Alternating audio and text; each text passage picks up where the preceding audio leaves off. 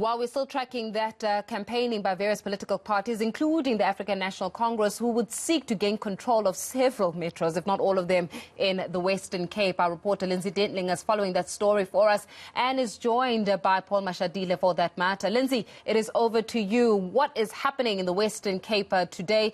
And can the ANC take back some of these municipalities? Faith, so it's getting a little bit noisy here now. This launch is just coming to an end, and as you can see, supporters exiting behind me. The Treasurer General, Paul Mashatile, has been in the province this week in the city of Cape Town, and he's told supporters here that the Western Cape, and Cape Town in particular, is the last bastion of apartheid. Mr. Mashatile, thank you for joining us.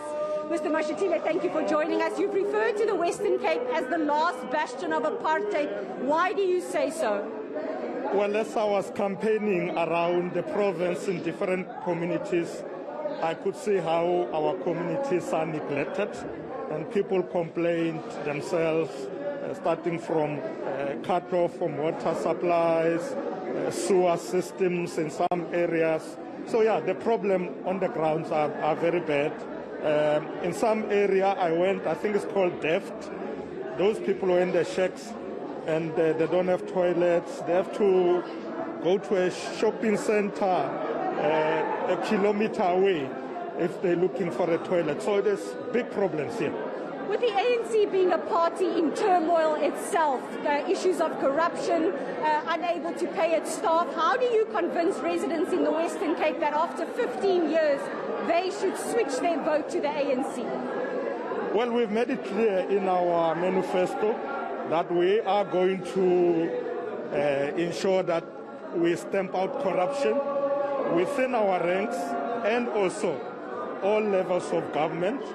And in terms of the challenges that we have for payment of salaries for our staff, we keep briefing them. And in fact, we have assured them that during the month of October, we will receive funding and we will pay them.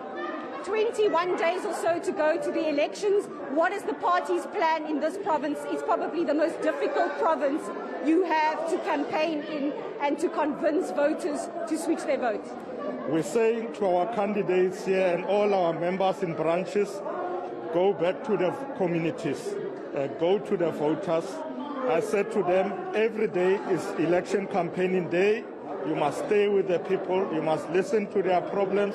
You must tell them what are the plans of the ANC in our manifesto to work with them to build better communities, to attend to infrastructure problems that we see here, that when we come into power here in this municipality, our priority will be to fix this aging infrastructure of water, attend problems of electricity in some of the areas, like in some of the shacks I went, people are just pulling electricity informally, and they say to me, look, we are prepared to pay, but nobody is installing meters for us and so on. So we want our councillors to go and address those issues.